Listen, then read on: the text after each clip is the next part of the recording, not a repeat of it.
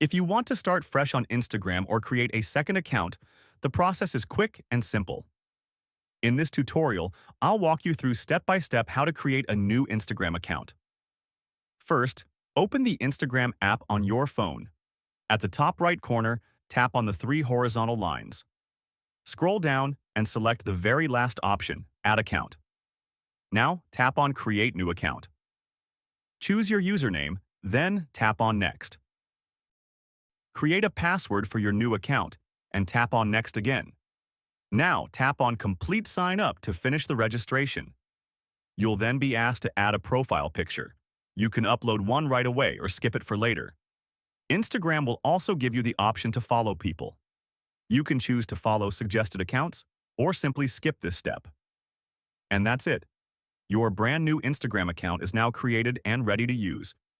So now you know how to easily create a new Instagram account. Thanks for watching, and don't forget to subscribe for more simple and helpful Instagram tutorials.